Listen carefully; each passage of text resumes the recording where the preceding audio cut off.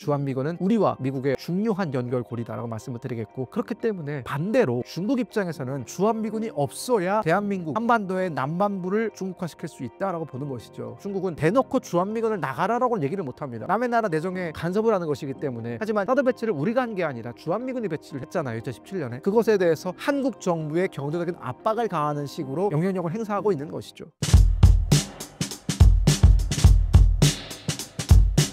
안녕하세요, 신사임당 구독자 여러분. 오랜만에 다시 찾아온 김금혁입니다. 반갑습니다.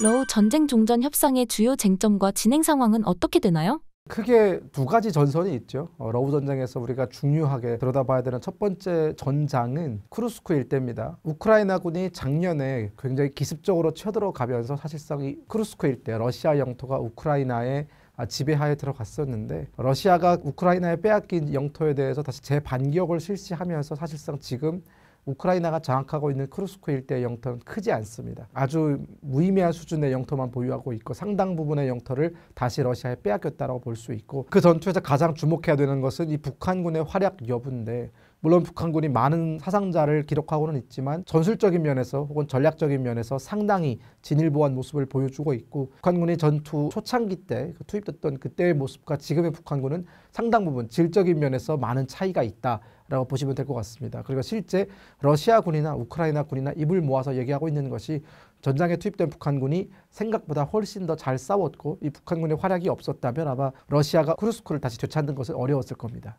트럼프와 젤렌스키의 회담을 어떻게 보시나요? 트럼프 대통령과 젤렌스키 대통령 사이에 있었던 러우 전쟁의 그 종전 협상안에 대한 회담은 사실상 아직은 미완성 단계다라고 볼 수 있고요. 물론 미국이 요구하는 것들, 특히나 광물 협정이라든가 이후에 지금 현재 트럼프 대통령의 특사가 우크라이나를 방문 중에 있지 않습니까? 그 특사가 내놓고 있는 것이 기본적으로 2차 대전 전후에 독일을 유럽과 미국이 그리고 소련이 분할해서 관리했던, 분할 통치했던 그 시기의 모델을 들고 왔거든요. 쉽게 말하면 드니프로 강이라고 있습니다. 우크라이나의 남북을 가로지르는 강인데, 또한 동과 서를 나누고 있죠. 이 드니프로 강을 기점으로 해서 드니프로 강 동쪽에는 러시아군이, 서쪽에는 영프 서유럽 군대가 주둔하는 방식의 이 분할 통치안을 제시했는데, 사실상 우크라이나 입장에서는 받아들이기 어려운 그런 통치안입니다. 왜냐하면 2차 대전 이후에 독일이 그런 4개국의 분할 통치를 받았던 것은 그들이 패전국이기 때문에, 그리고 그들이 2차 대전을 일으킨 전범국이기 때문에 그에 따른 처벌을 받은 건데, 우크라이나 입장에서는 본인들이 먼저 쳐들어가지도 않았을 뿐더러 많은 손실을 입고 있는 그 와중에 전범국 독일에게 했던 방식과 유사한 방식의 분할 통치안을 제시하는 것에 대해서, 물론 그것이 가장 현실적인 방안이기는 합니다만 우크라이나 국민 정서상 받아들이기가 쉽지 않다라고 볼 수 있습니다. 현재 젤렌스키와 트럼프, 푸틴의 각자 속내는 무엇인가요?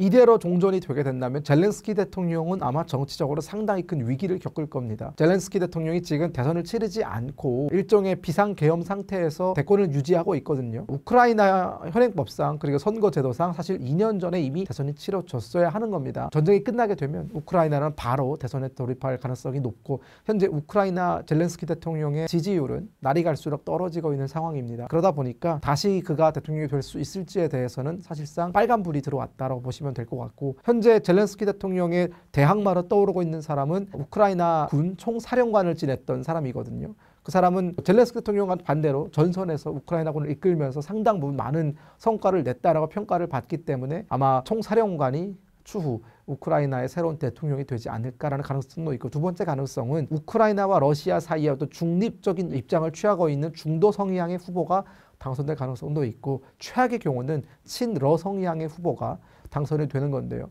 만약 우크라이나 대통령의 친러 성향의 후보가 당선이 된다면 우크라이나의 러시아화는 아주 급속도로 가속화될 것이고, 유럽은 영영 우크라이나를 잃게 될 것입니다. 젤렌스키가 회담에서 자작극을 벌였다는 일각의 의견은 어떻게 보시나요?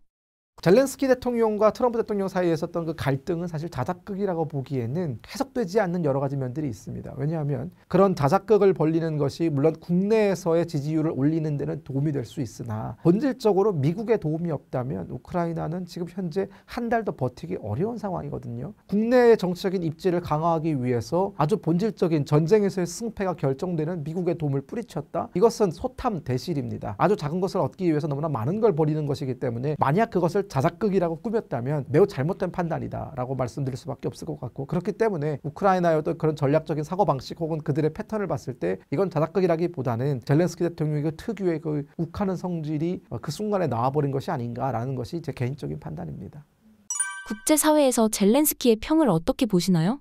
서방 진영에서의 평가와 미국에서의 평가는 좀 다르죠. 서방 진영에서는 여전히 젤렌스키를 영웅 취급을 해줍니다. 중요한 건 영웅 취급을 해준다는 겁니다. 그 말은 젤렌스키를 내세워서 우크라이나가 계속적으로 러시아에 대항하는 모습을 가져가는 것이 서유럽 입장에서는 자신들의 손을 쓰지 않고 러시아를 견제할 수 있는 가장 효과적인 방법이기 때문에 젤렌스키를 전면에 내세우는 것이 그들의 이익에 부합하고요.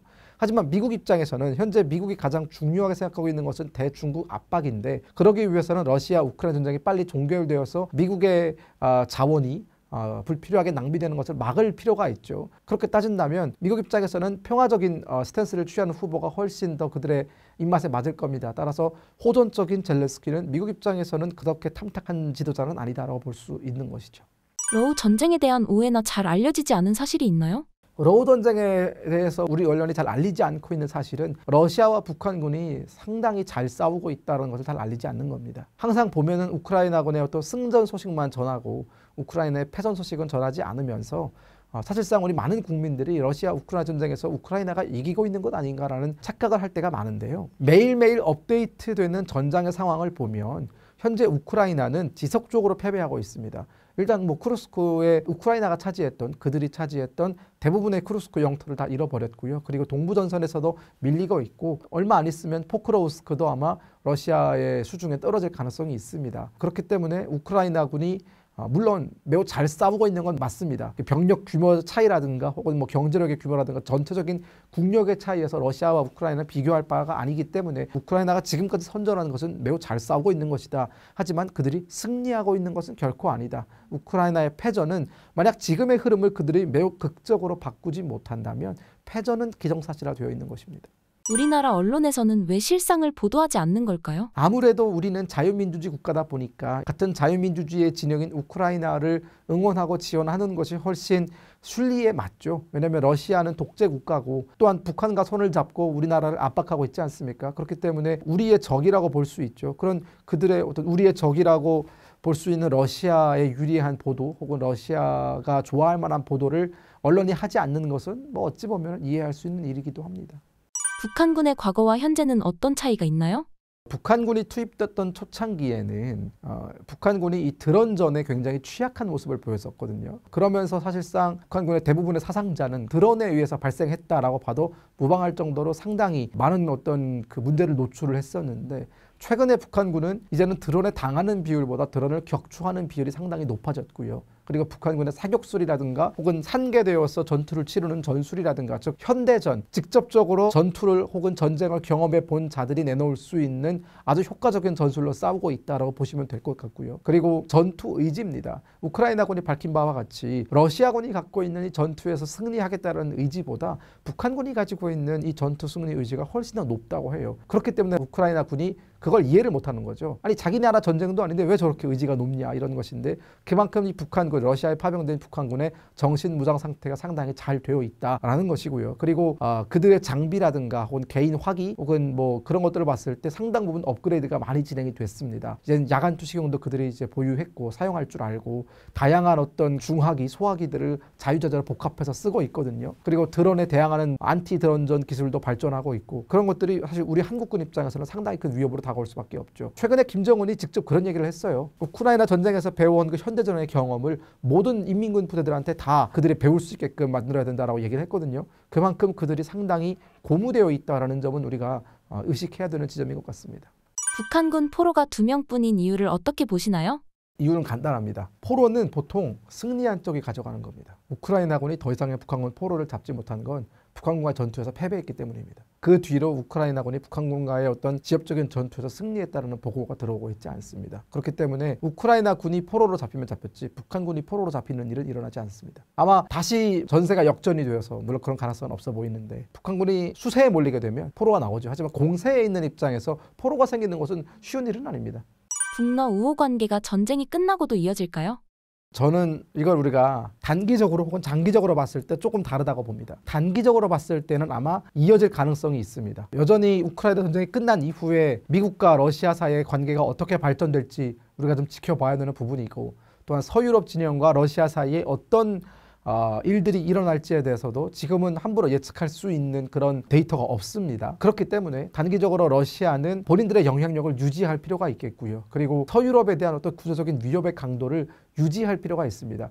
러시아가 종이 호랑이가 아니라 여전히 서유럽을 위협할 수 있는 강국이다라는 모습을 보여줘야 그들의 협상의 레버리지가 올라가거든요. 그게 아니라 러시아 전쟁 해봤더니 좀 아무것도 아니다, 종이 호랑이다라는 얘기가 돌게 되면 러시아는 사실상 유럽과 협상을 할 때 유리한 위치에 있지 못합니다. 그렇기 때문에 러시아 입장에서는 북한과 손을 잡고 있는 것이 여전히 그들의 어떤 협상 수단으로서 매우 유용한 카드가 되겠고요. 하지만 장기적으로 봤을 때 러시아에게 북한은 큰 부담입니다. 왜냐하면 이제 전쟁이 끝나게 되면 러시아도 전후 복구를 해야 되고 전쟁 기간 동안 망가진 경제를 살려야 되는데 어마어마한 자금이 들어가겠죠. 여기에 플러스해서 북한이 매일같이 찡얼거리면서 이것 좀 해줘 저것 좀 해줘라고 하면 러시아 입장에서는 상당히 그 골치가 아플 거예요. 이게 러시아와 중국의 차이점이죠. 중국은 북한이 찡얼대면 그들에게 도움을 줄 수 있는 여유가 있는 나라입니다.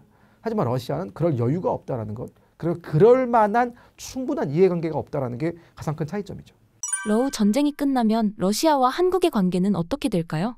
이것도 마찬가지로 단기적으로 혹은 중장기적으로 좀 다르게 나타날 거라고 보는데, 단기적으로는 북한의 강한 압박에 의해서 한국과 관계가 다시 개선되는 일은 좀 어려울 겁니다. 그러나 중장기적으로 봤을 때 북한이 뭐 매일 러시아를 찾아가서 한국과 아무것도 하지 말아라 압박을 넣을 수는 없는 거고요. 그 러시아 입장에서도 주판화를 튕겨보겠죠. 북한과 관계를 지속적으로 유지하는 것이 러시아의 국익에 맞는지, 아니면 정말 잘 사는 나라 한국과 관계를 회복해서 한국으로부터 도움을 받는 것이 맞는 일인지를 잘 따져볼 거라고 보고, 러시아가 독재 국가이기는 하나 이 북한처럼 완전한 독재 국가는 아니거든요. 여전히 러시아는 유연한 사고를 또 필요할 때는 하는 나라입니다. 저는 그렇기 때문에 러시아가 한국과의 관계에 있어서 유연한 사고를 할 때가 분명히 올 것이다. 그것이 언제일지에 대해서는 제가 뭐 주술가가 아니기 때문에 딱 집어서 말씀을 못 드리겠지만, 아마 중장기적으로는 그 러시아와 한국과의 관계 개선은 어쩌면 필수적이다라고 말씀을 드리겠고, 아마 우리나라도 해당한 노력을 하겠죠.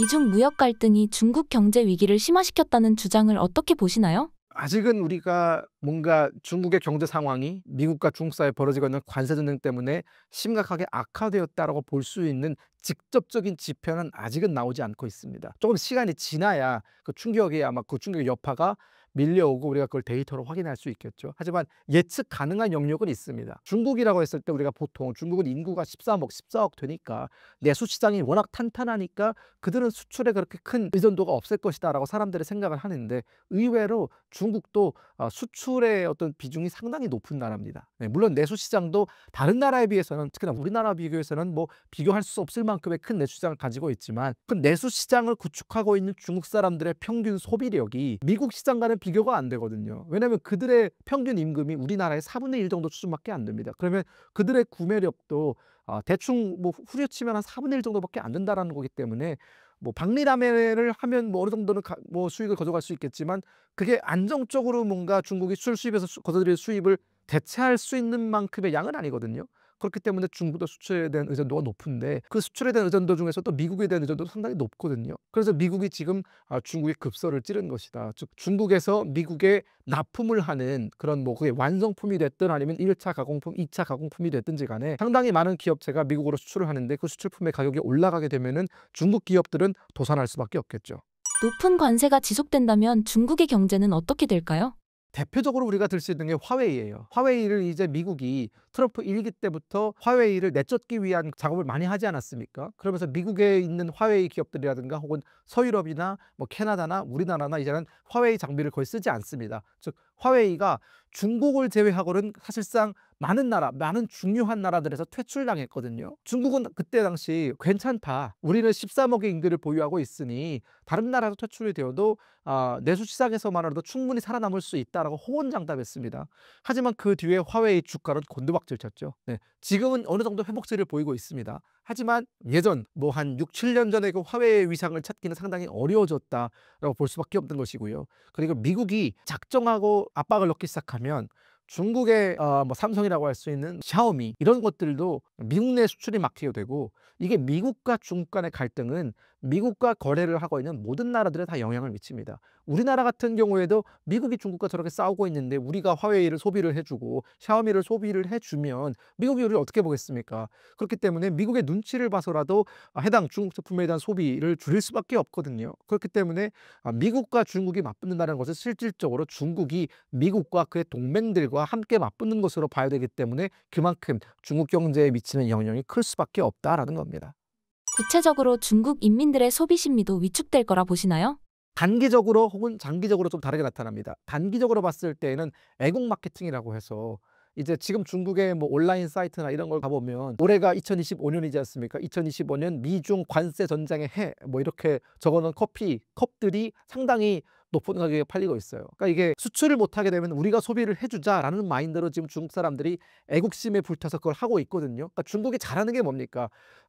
나라 밖에 위기가 발생했을 때 그 공산당이 그 사람들을 워낙 꽉 잡고 있으니 세뇌를 통해서 나라 밖에 위기다, 우리가 좀 나서서 도와줘야 된다라고 하면은 단기간에 어떤 실적은 올라갈 수 있습니다. 하지만 제가 앞서 말씀드린 것처럼 중국인들의 구매력이 그렇게 높지 않고 그런 애국 마케팅의 지속성은 오래가지 못하거든요. 결국 이 소비라는 것은 상당히 합리적인 선택에 의해서 내리는 게 소비 아니겠습니까? 가격 경쟁력이 있어야 되고 제품의 경쟁력이 있어야 되는 것이고 필요에 따라서 혹은 수요에 따라서 그런 것들이 다 결정이 되는 것인데 지금 이 애국 마케팅은 이 모든 것들을 다 무시하고 오직 중국에 대한 애국심 하나에 기대서 진행이 되는 것이기 때문에 이게 오래가지 못할 거라는 것이고 장기적으로 봤을 때에는 중국이 결국은 백기를 들게 되어 있습니다. 여전히 물론 중국의 시장이 규모가 엄청나게 크고 그들의 어떤 제조국으로서 지금 세계 1위를 차지하고 있지만 제가 여러 번 말씀드리지만 미국과의 갈등 관계는 미국과 나토와 EU와 오스트레일리아와 캐나다와 또 한국과 이런 일본과 이런 나라들과 갈등 관계를 동시에 촉발시키거든요. 그렇기 때문에 중국이 이 모든 것들을 감당할 수 있느냐. 특히나 지금 시진핑 체제 들어서서 시진핑 3기 체제 들어서서 부동산 버블이 터지면서 중국 경제가 상당히 안 좋아지고 있거든요.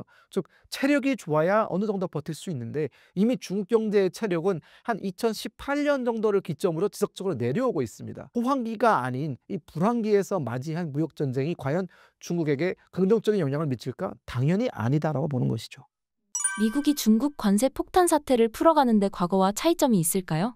트럼프 1기 때보다 아마 더 집요하게 그리고 더 과감하게 관세 정책을 밀고 나갈 가능성이 있습니다. 트럼프 1기 때는 결국은 이 중국 관세 전쟁을 벌리다가 어느 정도 유야무야가 되는 것이 당시 트럼프 대통령 측근에는 여전히 전통적인 공화당의 어떤 엘리트들이 자리를 잡고 있었거든요. 하지만 이 트럼프 2기 행정부의 대부분의 관료 엘리트들은 트럼피즘으로 무장한 사람들입니다. 되든 안 되든 트럼프가 생각하고 트럼프가 원하는 대로 움직이는 사람들이거든요. 그리고 지금 트럼프는 중국을 억제하는 것, 즉 중국의 영향력을 마비시키고 또 중국의 어떤 그 전 세계로 뻗어나가는 그들의 어떤 그 확장을 멈추게 하는 것이 트럼프 정부의 가장 큰 업적이 되어야 되기 때문에 이걸 놓치지 않을 겁니다. 그리고 트럼프도 알 겁니다. 왜냐하면 트럼프는 이제 재선이 없는 대통령이에요. 다음번에도 못한단 말이죠. 즉 본인의 레임덕이 오기 전에 가장 뛰어나게 내세울 수 있는 업적을 세워야 되는데 그게 첫 번째로 이 중국의 어떤 그 경제적 영향력을 악화시키는 거기 때문에 여기에 아마 몰빵할 가능성이 크고 그래서 우크라이나 전쟁도 빨리 손절하는 거죠. 그렇게까지 하는 이유가 무엇일까요? 보통 우리가 이 세력 전이가 일어난다라고 표현을 합니다. 국제정치에서. 세력 전이라는 것은 기존의 강대국과 신흥 강대국 사이에 이 전 세계를 호령할 수 있는 헤게모니를 두고 과연 누가 그 다음에 헤게모니를 가져가는가에 대해서 충돌이 일어나는 걸 우리가 세력 전이라고 하거든요. 보통 세력 전이는 두 가지 방법으로 나타납니다. 첫 번째, 전쟁을 통한 방법입니다. 그게 1차 대전과 2차 대전이었죠. 1차 대전 같은 경우에는 서유럽, 영국이라든가 프랑스라든가 이런 기존 열강들이 가지고 있던 헤게모니를 신흥 강국 독일이 그거를 넘겨받기를 원하면서 넘겨주기를 거부한 프랑스와 독일 사이에 프랑스, 영국 그리고 독일 사이에 일어났던 전쟁이라면 2차 대전도 마찬가지입니다. 결국은 영푸의 영향력을 독일이 다시 반기를 들면서 뒤집어 엎은 것이고요. 그리고 그 다음에 세력 전이는 러시아와 미국 사이에 일어났던 세력 전이죠. 소련을 중심으로 한 소비에트 진영과 미국을 중심으로 한 자유민주 진영에서 결국은 미국을 중심으로 한 자유민주 진영이 이기면서 세력 전이가 완벽하게 미국으로 넘어왔고요. 그 다음 지금 또 다른 세력 전이가 일어나고 있는 겁니다. 여기서 미국과 중국이 과연 어떤 충돌을 택할 것인가, 전쟁을 통한 방법일 것인가, 그게 아마 대만을 통한 전쟁이 되겠죠. 혹은 어떠한 세력이 몰락함으로 인해서 평화적으로 세력 전이가 일어날 것인가, 이 부분인데 이 둘 다 지금 걸려 있습니다. 대만 전쟁도 가시권에 들어왔고요. 누군가의 몰락, 즉 중국이 몰락할 거냐, 미국이 몰락할 거냐, 어떤 국가가 먼저 몰락하느냐에 따라서 지금 어떻게 보면 뒤가 없는 싸움을 하고 있거든요. 이미 근데 사실 이 세력 전이는 올 곳이 왔다라는 느낌인 겁니다. 베이징 올림픽을 기점으로 해서 중국의 부상, 그때부터 G2라는 말이 쓰기 시작했는데 어느 나라도 헤게모니를 가지고 있는 그 어느 나라도 다른 세력이 본인이 갖고 있는 헤게모니를 약탈하는 것을 원치 않습니다. 지금 인류가 태어난 이래 한 번도 그런 일을 평화적으로 넘겨주는 일은 없었거든요. 그렇기 때문에 아마 우리가 예상하지 못하는 상당한 부분에서 갈등이 앞으로 지속될 것이고, 그것이 어떤 방식으로, 예컨대 전쟁을 통한 방식일지 아니면 무역 전쟁이 더 큰 파장을 몰고 올지는 우리가 지켜봐야 되는 부분입니다. 딱 한 번 세력전의 과정에서 평화적으로 헤게모니가 넘어간 적은 딱 한 번이에요. 2차 대전 이후에 영국이 가지고 있던 헤게모니를 미국이 흡수를 했는데, 그것이 가능했던 이유는 영국이 지나치게 약화되어 있었기 때문이고, 이 두 국가는 본질적으로 같은 세계관을 공유를 하고 있기 때문에, 일단 뭐 미국과 영국의 역사를 잘 알지 않습니까? 그리고 그들은 자유민주 진영이고 종교도 같고 뭐 여러 가지 면에서 그들은 같은 공통성을 가지고 있기 때문에 평화적으로 넘어갈 수 있었다. 하지만 그런 일은 현재 미국과 중국 사이의 어떤 다양한 관점의 차이를 놓고 봤을 때 일어나기 쉽지 않을 것이다라고 보는 것이죠. 2027년 대만 침공 가능성에 대해 어떻게 보시나요? 지금 중국이 군부에 대한 숙청을 굉장히 빠르게 진행을 하고 있거든요. 그 군부에 대한 숙청은 물론 표면적으로 내세우고 있는 이유는 부정부패지만, 두 번째로는 시진핑이 자신의 말을 잘 듣는 사람들로 군부를 교체하고 있다는 겁니다. 어떤 나라 군부든지 간에 전쟁 일변도를 외치는 군부는 없습니다.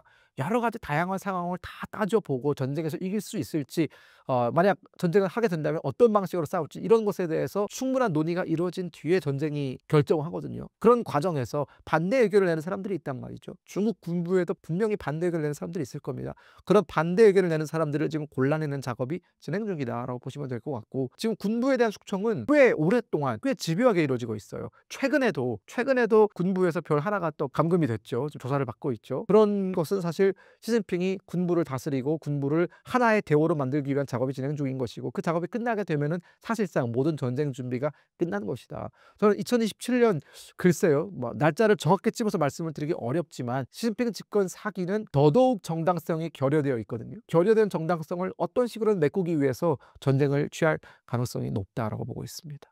미중 패권 전쟁은 어떤 방식으로 마무리될 거라 보시나요? 뭐 어디까지나 희망사항이죠. 중국의 몰락으로 마무리되기를 바랍니다. 누가 이길지 정확히는 확답할 수 없지만 저는 개인적으로 중국의 몰락으로 이 모든 것이 마무리되기를 바랍니다. 중국이 몰락되어야 우리도 통일을 할 수 있고요. 중국이 몰락되어야 북한도 무너질 수 있습니다. 대한민국 입장에서는 중국의 몰락만큼 큰 국익이 없습니다. 오히려 중국이 더 강성해지고 우리와 전통적인 동맹관계였던 미국이 무너지게 되면 그 다음에 대한민국의 미래에 대해서 여러분 상상해 보십시오. 어떤 미래가 펼쳐지겠습니까? 그렇기 때문에 지금 우리가 반중의 입장을 취하는 것은 어떤 정치적인 색깔의 차이가 아니라 앞으로 미래의 대한민국이 사느냐 죽느냐의 문제입니다. 김정은의 악수 요청에 북한군이 호응하지 않은 것을 어떻게 보시나요? 저도 봤는데 실수일 겁니다. 그게 사진이기 때문에, 이게 영상으로 보면 좀 다르게 보일 것 같은데, 사진은 그 찰나의 순간을 담지 않습니까? 하지만 영상을 보면은 그 뒤에 아마 다른 행동이 있었을 겁니다. 상상할 수 없는 일이고요, 일단 북한에서는. 그리고 만약 실수가 아니라 고의로 그랬다, 그러면 아마 그 사람은 본인뿐만 아니라 가족의 가족까지도 아마 정치범 수용소로 갈 수 있는 일이기 때문에 실수라고 얘기하죠. 그 사람의 안위를 위해서. 네. 북한군의 상황은 어떤가요? 북한군은 세대 교체가 생각보다 잘 되어 있습니다. 리영길 이런 사람들을 김정은 집권 초창기 때 총참모장이었어요. 북한군 총참모장이었던 리영길을 숙청하고, 그 뒤에도 꽤 많은 북한 군부의 최고위직들을 숙청했거든요. 그런 숙청 과정을 통해서 물갈이를 진행을 했고, 김정은이 현재 북한 군부에 대한 어떤 그 장악력이라든가 우리가 흔히 그립감이라고 표현하지 않습니까? 그 그립감은 그 어느 때보다 높다라고 볼 수 있습니다. 러우전쟁 파병 북한군 사상 증가가 북한군 사기에 어떤 영향을 미칠까요? 그러한 사실이 전부 여과 없이 공개가 된다면 사회 내에 엄청난 파장을 몰고 올 것이 분명하지만, 현재 북한은 이 파병 사실에 대해서 상당히 관리를 잘하고 있는 모습입니다. 안타깝게도 북한 내부에서는 우리가 기대했던 것만큼의 반발은 일어나지 않고 있고요. 모르겠습니다. 이 파병 나간 병사들은 나중에 다 귀국을 하게 돼서 그들의 어떤 러시아 전장에서 겪었던 경험에 대해서 풀어놓게 된다면 그게 어떤 영향을 미칠지는 모르겠으나, 우리 입장에서는 상당히 불편한 소식은 그들이 승리를 하고 있기 때문에 명분이 생겼다는 내보내겠다라는 거예요. 만약 패배했으면 아무 의미 없는 전쟁에 내보낸 것도 억울한데 패하기까지 하면 북한이 얻을 것은 아무것도 없지 않습니까? 하지만 이기고 있기 때문에 실질적으로 성과를 내고 있기 때문에 북한이 러시아로부터 뜯어낼 수 있는 게 훨씬 더 많아지게 된 것이죠. 그러면 북한은 그걸로 주민들한테 설명을 할 수 있습니다. 김정은이 이렇게도 할 수 있어요. 눈물 몇 방울 흘리면 되죠. 연설하면서 눈물 흘리면서 전사한 병사들에 대해서 너무나 애통한 감정을 느낀다라고 이제 울며불며 호소를 하면서, 하지만 그들의 희생에 의해서 우리가 이런 것들을 가져왔다고 자랑을 해버리면 그걸로도 사람들은 세뇌가 되거든요. 그리고 사실 더 심각한 얘기는 5천 명 정도의 죽음은 북한에서는 아무것도 아닙니다. 고란행군 때 100만 명이 굶어 죽었어도 눈 하나 깜빡하지 않을 북한인데 5천 명 정도의 죽음으로 북한 사회가 어느 정도 영향을 받을까? 사실 저는 조금 회의적입니다. 어떤 세뇌가 어떻게 진행되길래 많은 사람들의 죽음에도 태어날까요? 세뇌라는 건 결국은 그 김씨가 혹은 김씨 체제에 대해서 100% 신념으로 믿는다라는 것이 아니라 내가 이들한테 해가 되는 말을 했을 때 혹은 반대되는 말을 했을 때 나는 무조건 죽는다에 대한 그 공포 마케팅인 겁니다. 즉 여지가 없다라는 거죠. 반대되는 움직임을 가져가거나 혹은 김씨 정권이 하지 말라는 것을 했을 때 나는 반드시 피해를 입는다라는 것. 북한은 처벌에 대해서 매우 가혹할 정도로 수위를 높여놨는데 그렇게 한 이유가 사람들을 결국은 그 공포심에 사로잡히게 만드는 것이죠. 결국은 5천 명이 죽었다고 했을 때 얼마나 이게 통탄할 일입니까? 그럼 그것에 대해서 의문을 제기할 수 있죠. 정상적인 사회라면 의문이 문제겠습니까? 들고 일어나야 되는 게 문제죠. 하지만 북한 사람들은 내가 만약 이것에 대해서 불만을 얘기했을 때 나는 100%의 확률로 죽을 것이다 라는 믿음이 있기 때문에 아무런 소요가 일어나지 않는 겁니다. 즉 충성심이 아니라 공포 때문에 그렇습니다. 북한군이 돌아왔을 때 특별한 대우를 해준다는 보도가 사실인가요?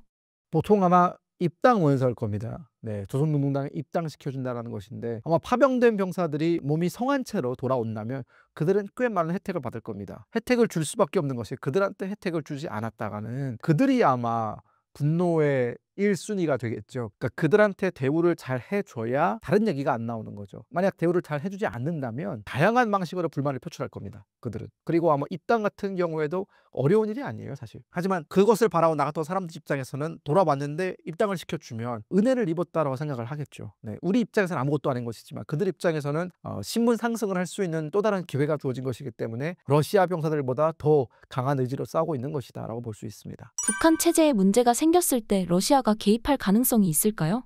가능성이 없지는 않은데요. 중국과 충돌할 겁니다. 그러니까 북한의 급변 사태가 일어났을 때 가장 민감하게 반응할 두 나라는 대한민국과 중국이거든요. 우리 입장에서는 절호의 기회고요. 중국 입장에서는 위험한 일입니다. 그렇기 때문에 중국은 본인들의 변방을 보호한다라는 목적으로 아마 중국인민 해방군을 평화 유지 혹은 치안 유지의 목적으로 파병할 가능성이 높은데 여기에 러시아군까지 들어오면 아마 러시아군과 중국군 사이에 충돌이 발생할 수도 있습니다. 북한 한반도 북부에 대한 영향권을 누가 가져가느냐는 상당히 중요한 일이거든요. 그리고 러시아는 그런 충돌을 감수하면서까지 중국과 척을 지려고 하지 않을 겁니다. 따라서 러시아가 개입하는 일은 없을 거다라고 봅니다. 저는.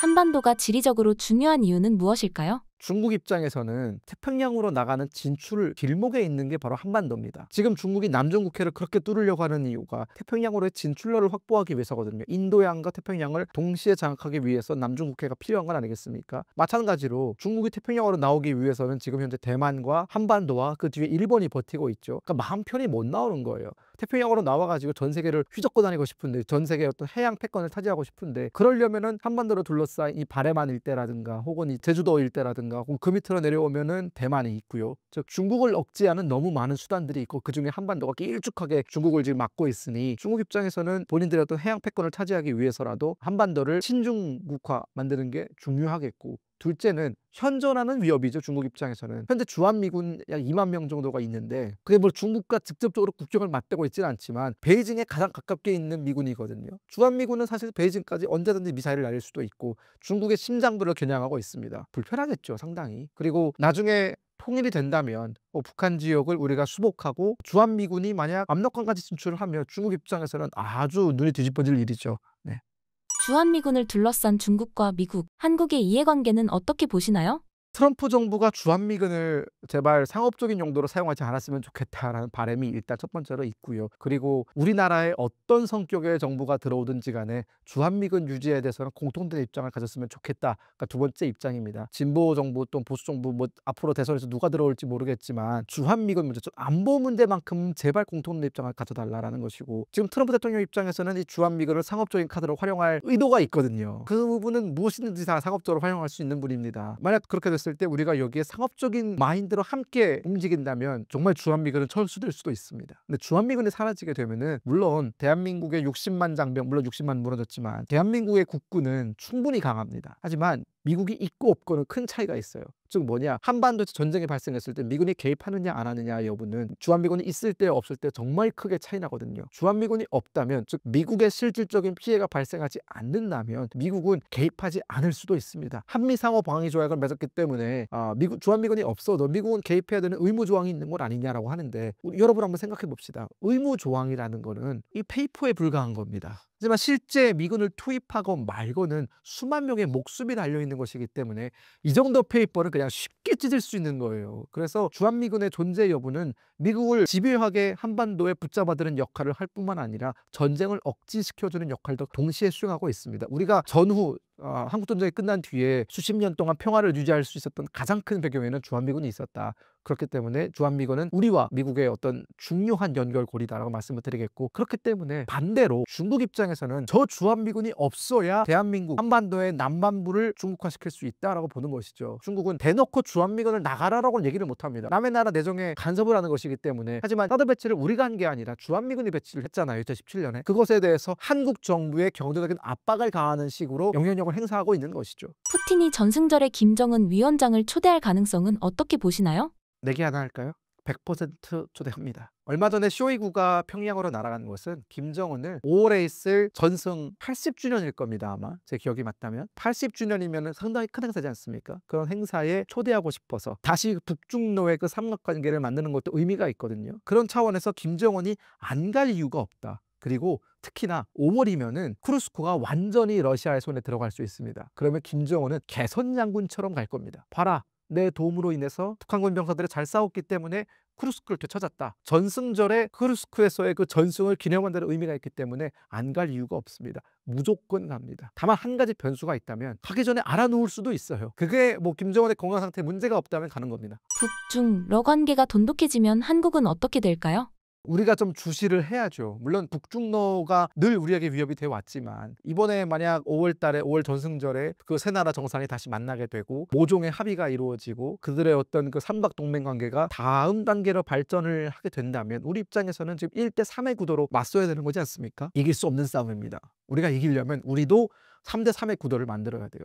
한미일 북중로는 그래서 중요한 겁니다. 일본과의 관계, 많은 분들께서 일본과의 우리의 그 역사적인 갈등 관계, 그리고 일제가 우리를 침략했던 그 가슴 아픈 역사가 있지 않습니까? 저도 솔직히 그때의 역사를 생각하면 차라가 벌떡벌떡 일어나죠. 일본이 정말 밉고 막 한 대 때리고 싶고 그러죠. 하지만 그건 어디까지나 감정이고, 지금 실제 국익과 감정을 우리가 좀 구분지을 필요가 있다라는 것이고, 대한민국의 안보를 지키기 위해서, 대한민국의 경제를 지키기 위해서, 다양한 대한민국의 이권을 지키기 위해서 우리가 손잡을 상대는 현재 중국이 아니라 일본이다. 그렇기 때문에 일본에 대한 과구, 그리고 일본의 사과를 받아내는 문제는 또 그 문제대로 우리가 처리를 하되, 함께 가야 될 부분은 꼭 좀 함께 갔으면 좋겠다라고 당부의 말씀을 좀 드리고 싶습니다.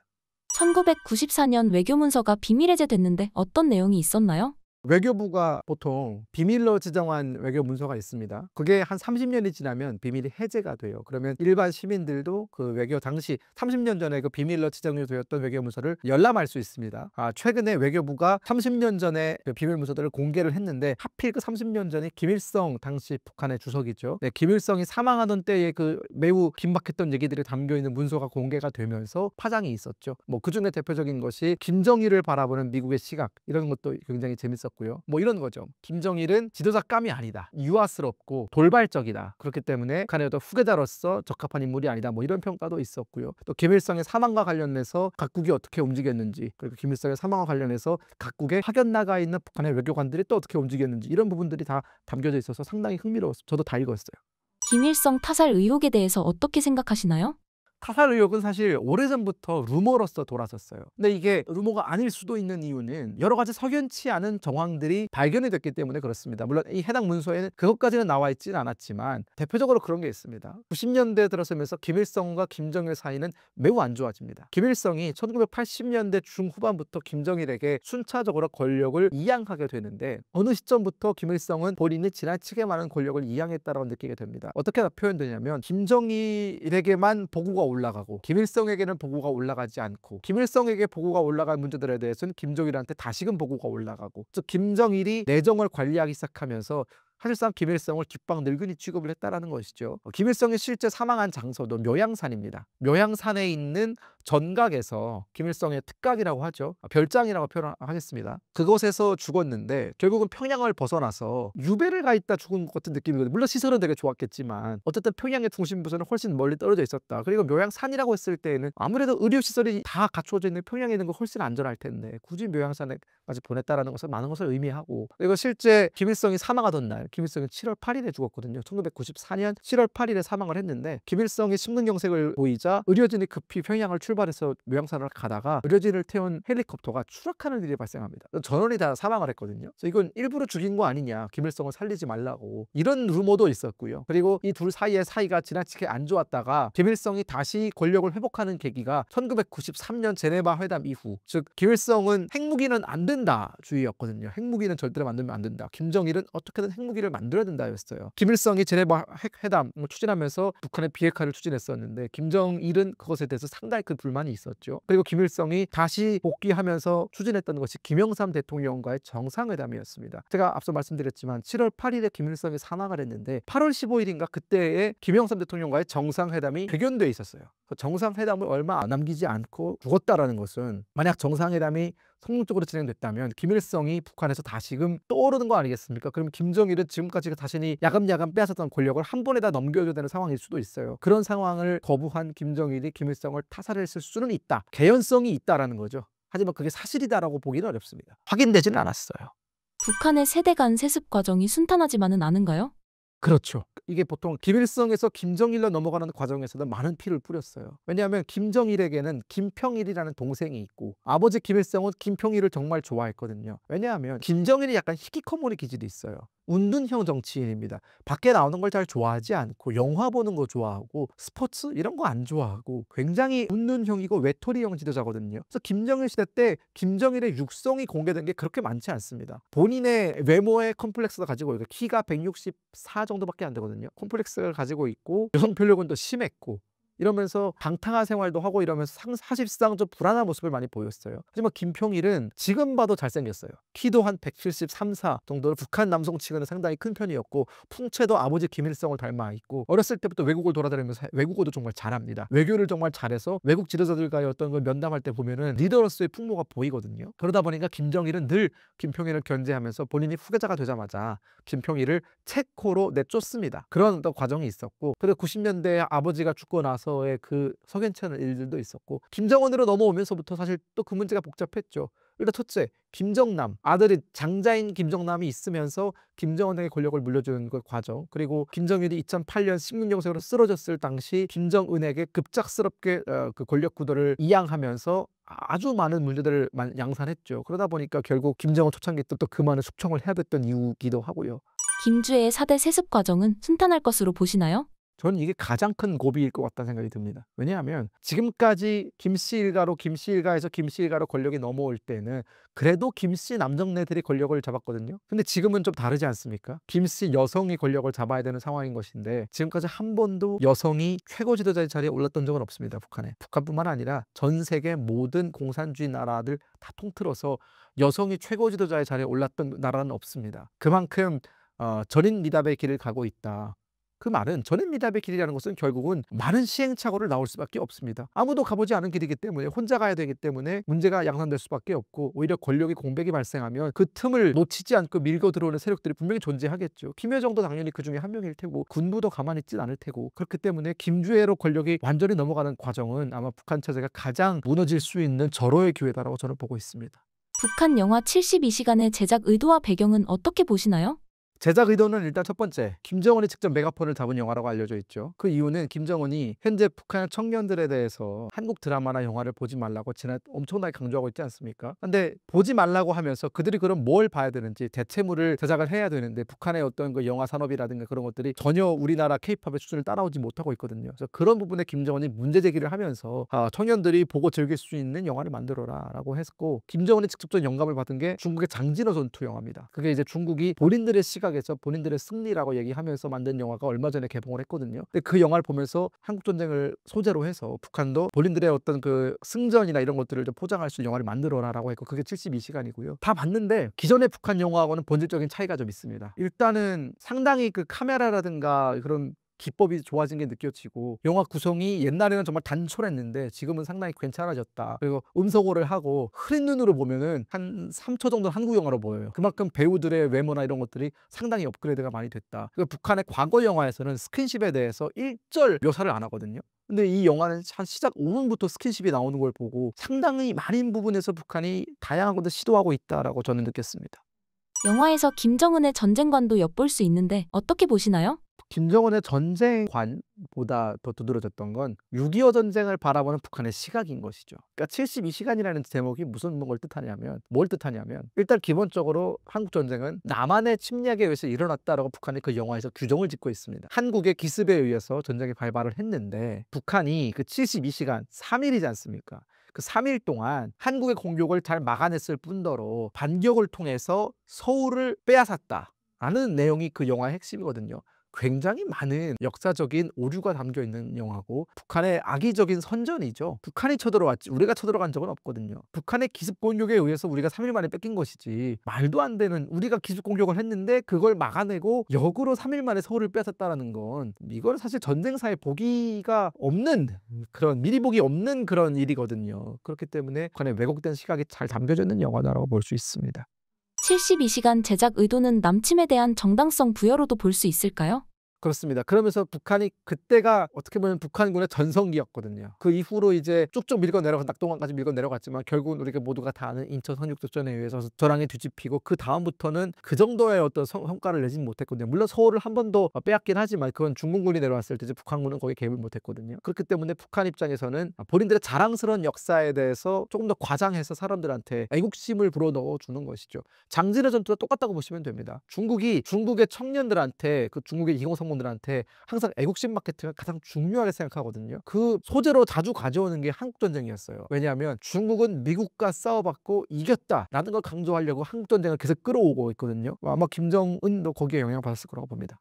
이런 영화를 제작하고 홍보하는 것이 인민들에게 어떤 영향을 미칠까요? 제가 좀 반응을 좀 봤는데 의외로 재밌다라는 반응이 많았어요. 솔직히 말씀드리면 북한 주민들은 이런 형태의 영화를 본 적이 없거든요. 그러니까 북한 영화 산업 전체적인 발전의 역사에서 아주 상당히 중요한 자리를 차지하는 영화다라는 것이고, 영화의 길이라든가 영화의 완성도라든가 그 영화에 출연했던 배우들이 북한에서 스타가 됐다고 해요. 그만큼 북한 주민들한테도 꽤 상당히 소구력이 있었던 영화였다. 그러니까 우리 입장에서는 상당히 기분 나쁜 영화죠. 거짓말이고, 일단 기본적으로 거짓말이고 완전히 역사를 왜곡하는 건데, 북한 입장에서만 본다면은 북한이 의도했던 소기의 성과는 거뒀다라는 것이죠. 하지만 청년 학생들, 북한의 청년들한테는 여전히 그들의 수준에 미치지 못한다라는 것이죠. 그렇다면 이런 영화가 잘못된 역사관, 인식을 심어줄 수 있겠네요? 사실 그 영화뿐만이 아니라 북한 사람들은 대부분 한국이 전쟁을 먼저 일으켰다고 생각을 해요. 저도 그렇게 생각을 했었고, 탈북민들도 초창기에는 한국이 전쟁을 먼저 일으킨 거 아니냐라고 생각을 할 정도로 북한이 그것에 대한 세뇌는 정말 잘 되어 있고, 사실 그건 우리나라에도 있어요. 우리나라가 먼저 전쟁을 일으켰다고 주장하시는 분들이 꽤 있어요. 우리나라에도. 그만큼 북한의 어떤 그 선동이 집요하다라고 볼 수 있죠. 구독자 여러분께 한마디 부탁드립니다. 네, 이제 좀 시국이 어려운데, 시국이 어려울수록 각자가 중심을 잘 잡고 각자의 위치에서 또 열심히 살다 보면 다시 만날 날이 올 거라고 기대합니다.